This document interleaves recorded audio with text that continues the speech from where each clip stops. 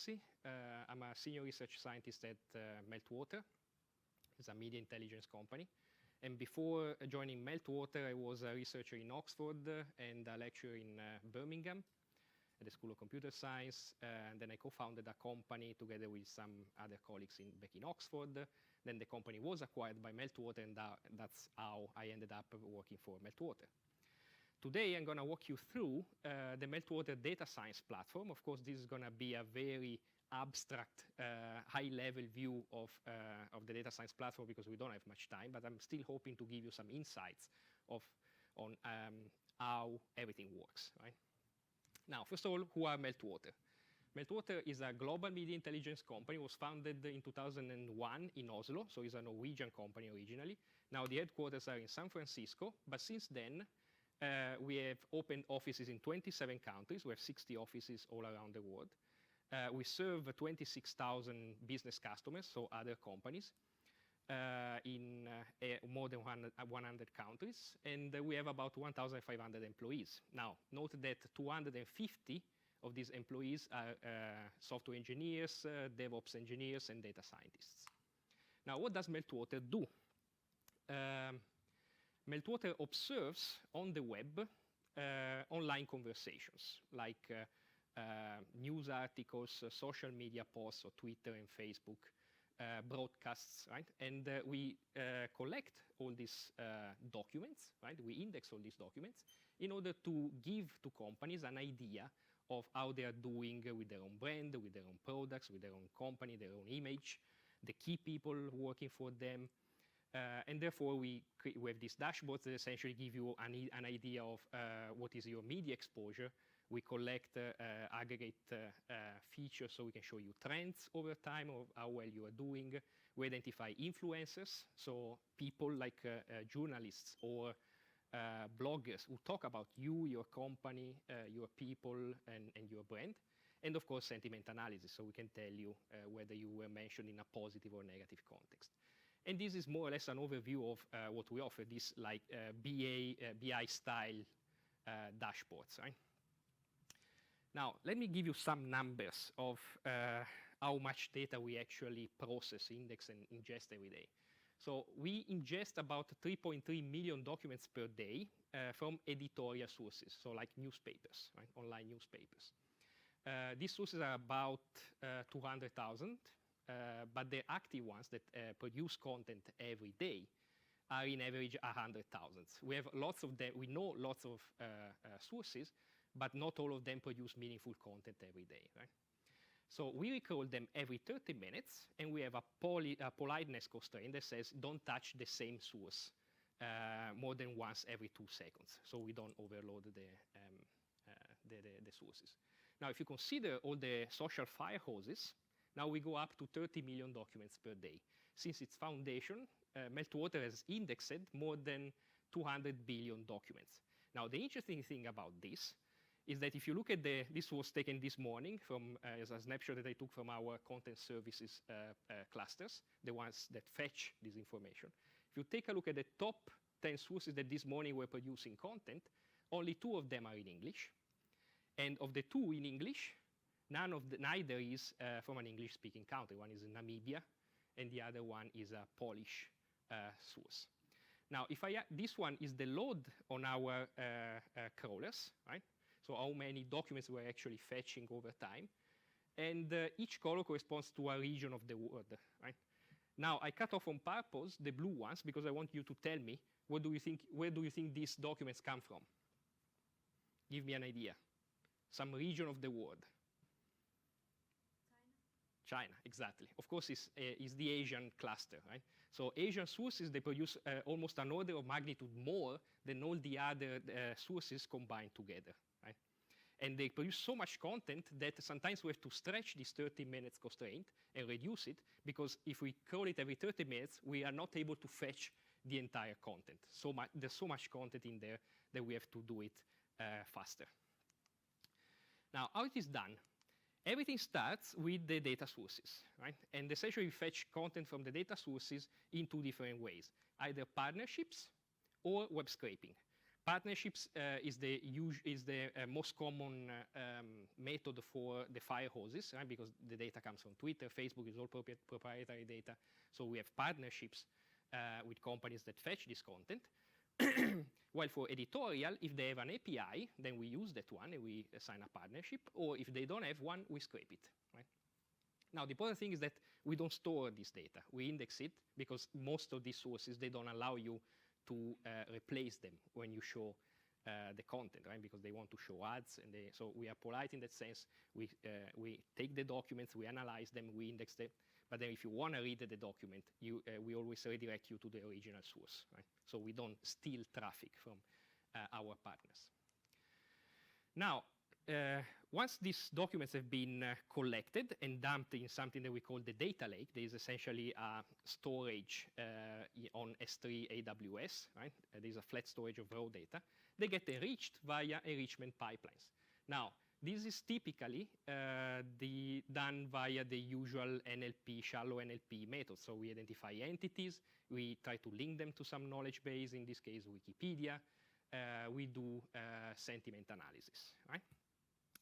Now, why this is important? Because then you can take these documents, dump them into a searchable store, and use that to power our own application. Now, the searchable store consists of about 300 nodes of Elasticsearch with 2,800 virtual CPUs, 21 terabytes of memory, and gazillions of storage, right? And we use this one to essentially allow our intelligence apps to access the data that we have collected from the news sources and enriched, right? Now, the typical way these applications work against the Elasticsearch is that you can ask Boolean queries, so keywords or entities, so that's why we enrich them, right? And then the usual BI style application, so you can roll up, drill down, counters, aggregates, so you can build these nice visualizations that help the PR people in your company understanding how your company is doing, how your brand is doing, how your products are doing. Now, if you look at the way people use this tool, it's obvious that they use it to try to gain some form of insight from all this data, right? The problem with this is that if you have a good analyst that is able to interpret the data correctly, then you are fine. But sometimes analysts don't do a great job. They confuse correlation and causality, right? And I guess all of you are familiar with this website, right, the spurious correlation website, that collected a lot of spurious correlations and probably showing the funniest ones, right? For example, if you take data from 1999 to 2009, there's a 99.8% correlation between the US spending on science, space, and technology and the suicide by hanging, strangulation, and suffocation. Obviously, if you take the data here and the data there, this is not the case, but this is a false spurious correlation, right? And although I believe that all of you will not consider this a causality relationship, I bet that for a split second, you went there and you tried to find an explanation of why this was the case. There is no explanation. And the solution to this kind of problems is to have machines that try to mine these insights. They propose them to the analysts, and then they can provide explanations of how the machine has derived these possible conclusions, right? From the raw data to all the processing that was applied to the data. Another thing that we really need in this business is factual knowledge, right? Because without factual knowledge, you rely only on news and on social, and we all know the problem of fake news, right? You can't really rely on the fact that something has been mentioned many, many times in order for that to be true. You need some form of ground truth, some form of more reliable source of knowledge. Now, this is how Meltwater then came up with an idea. Said, okay, we have 15 years of data, 200 billion documents.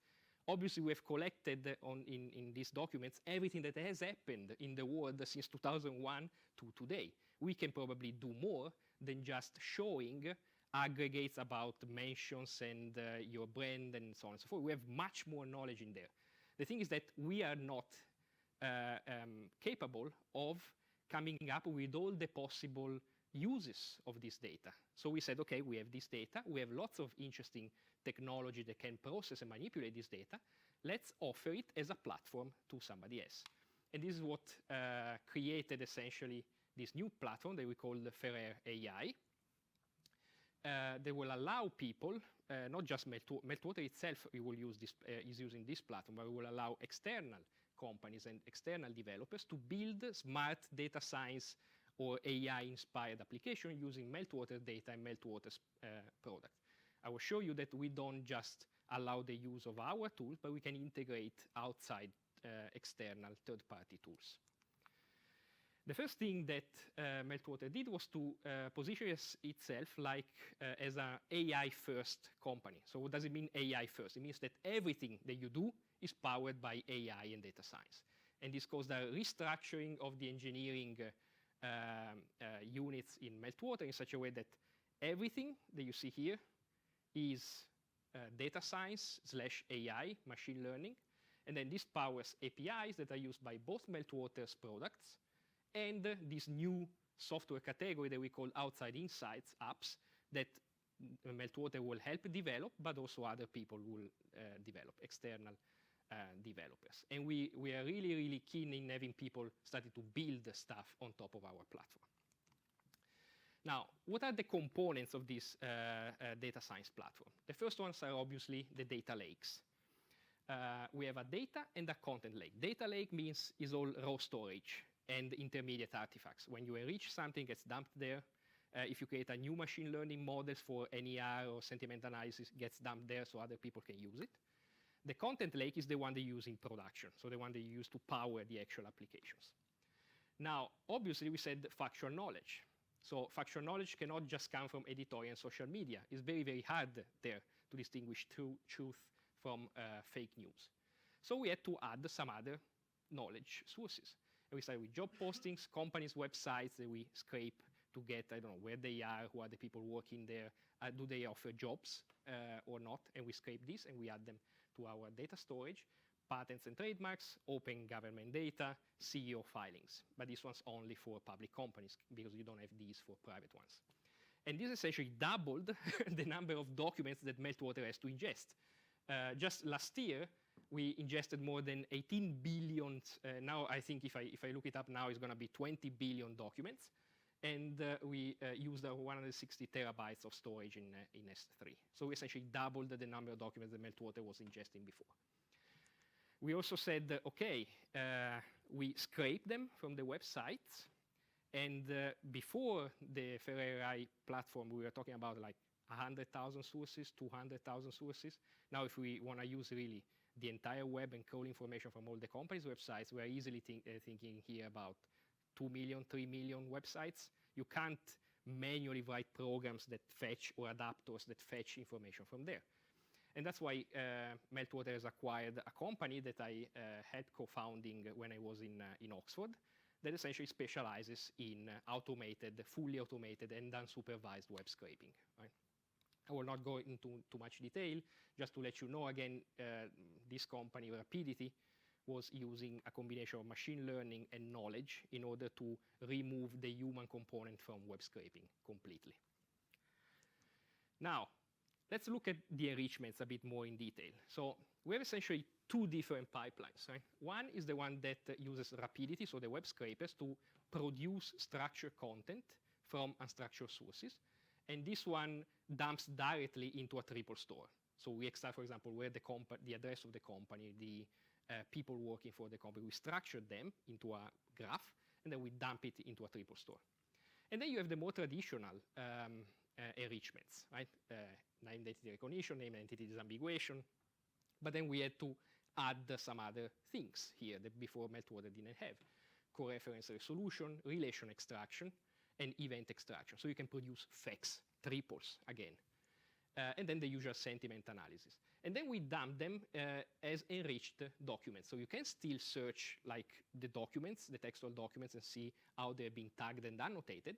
But then these guys are connected to the triples. So they're always in sync. So you can query the triple store using SQL-like queries, Spark queries. And then you can query the documents that produced this knowledge in the first place. So you can always go back and say, OK, this is where it comes from.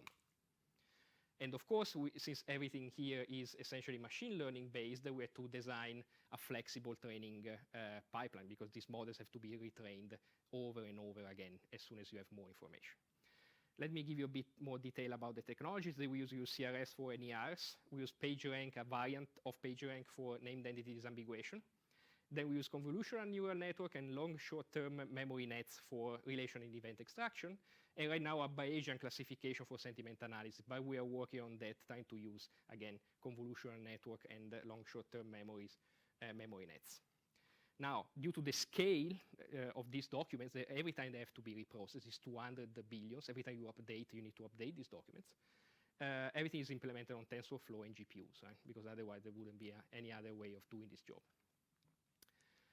Now, as I said, we don't have all the answers. So we don't know really all the possible ways of using this data in a meaningful way. That's why we created a platform that other people can use.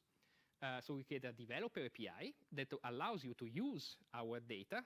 It allows you to use our technology, but it also allows you to use some third-party tools. So for example, you can do a Spark query on our data, load them into a temporary storage, and then you can run your own NER, because you believe yours is done better. And then you can run our relation extraction, our coreference resolution, and then you say, I don't like the sentiment analysis from Meltwater, I want to use Watson. Fine. You design your pipeline declaratively and visually, and then we run it for you. Right? We orchestrate the services, and we run it for you. Right? If you want to use your own data, you can just upload your own data, and then we run the pipeline. Now, we do this because we know the personalization is a key aspect of data science. We can't possibly maintain all the possible variants of the machine learning models that power every possible application. So it's up to you to train your own models if you want that are specialized, and then we provide the infrastructure to run this stuff. Now, I said the PageRank, and they said the triples. So this implies a knowledge graph. So we have a knowledge graph. This is a animated GIF of our knowledge graph, our densities. And we started with the bread and butter of Meltwater. We started with the influencers and the newspapers, right? Because these are also companies and organizations. And then we noticed, but these influencers actually talk about brands. They talk about other companies. They talk about certain topics. They talk about people moving from one company to another. So let's do that. Let's add this to the graph. And we created these enrichment pipelines that essentially load this information that we extract from the news sources and from the social content and links them into the graph. Right now, the graph contains companies, brands, products, key people, so CTO, CEO, board members, and influencers. And we relate it into a graph because we want to establish relationships between the various entities, because these are very important. Now, the usual challenges are data cleaning, because we have multiple sources, data application, and truth finding. So once you have two facts that you say, okay, they are both reliable, right? Which one, and they are contradictory, which one is the right one, right? This is called truth finding. Now, the most important thing that we want to build on top of this knowledge graph are these cognitive applications. So applications that allow you to infer facts, not just by looking at formal reasoning, right? So modus ponens and normal inference like you have in ontologies, but they also use probabilities. They also use the fact that these events are time-stamped, right?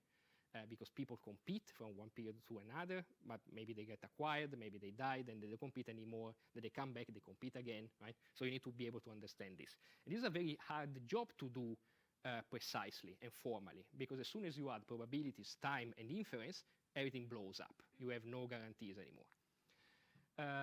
Right now, the relationships that we are targeting, the edges in this graph that we are targeting are these ones that you see on this line, and the green ones are the ones that we already have. We can establish competitors. We can establish whether a company acquires another one. We can establish whether they have a partnership or they have more of a relation of a supplier-consumer, right? Let me give you an example. If you have three nodes like BMW, Mercedes, and VW, right? You don't know whether Mercedes competes with VW, but you know that this one competes with BMW, and BMW competes with Mercedes. Then you can look at the context of how these entities are connected. And you can say, they are all in Germany. They all make cars. They're all over 1 billion in revenues. They're all 50 plus K employees. Maybe these two compete as well. And then you add these edges to the graph. This process is called link prediction, right? And then you start doing inference, you start to do data cleaning, and you mine more rules, and you try to learn more stuff, and so on and so forth. This is a very difficult job to do right. It requires lots of computational resources, it requires lots of smart algorithms. And we are using state-of-the-art algorithms for both graph mining and state-of-the-art methods for link predictions, like PRA and probabilistic soft logic. So we mine first the rules from the graph, and then we start running them and see what they produce. And then people will get involved analysts will get involved into this process, and they will decide, this rule is good for data cleaning, this rule is wrong, it's completely wrong, so we don't apply it, this rule is good. And we propose, essentially, these insights, and when you propose a rule, you're essentially proposing not just the outcome of the rule firing, but you're also saying, this is how I got there. This is the chain of rules that I'm applying in order to get to the insight. And then what you do is to couple these new inferences with the traditional media intelligence platform. So you can still see your mentions, you can still see your reach, how your brand is doing, but then you can couple it with factual knowledge.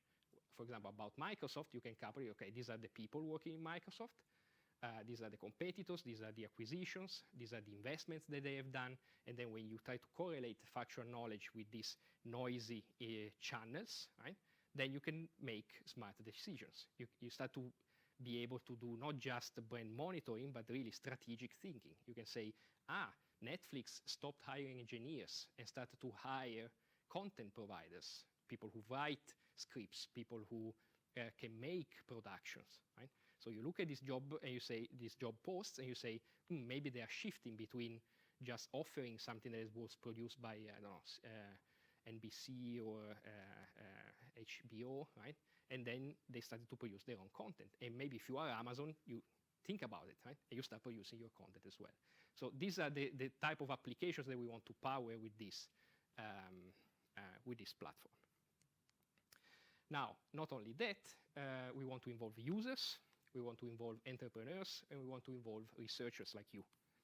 So we opened 6 data science hubs that are essentially co-working spaces where data science startups can come in and work on their own or work with the Meltwater engineers if they want to use our platforms. We opened 6 of them. One of them is in London, in Shoreditch, where I'm based. We also opened a Meltwater Entrepreneurial School of Technology in Africa, because we believe Africa is the next big thing, especially in tech. Lots of smart people. There are some very good universities there. People are very eager to succeed and to develop good code. And we have more than 25 startups in this incubator. The startups are based mostly in Ghana, but we also have them in Nigeria and South Africa. And we run a training program for African entrepreneurs.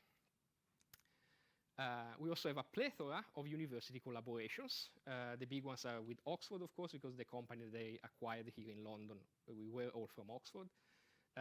Birmingham through me, Stanford University, Carnegie Mellon, UECOM, and the University of Calabria. And I would really love to add the Alan Turing Institute in there, right? Because I believe you have lots of expertise that is very useful for Meltwater and that we want to leverage. And I also believe that we have lots of data that you would really like to use at some point. Thank you.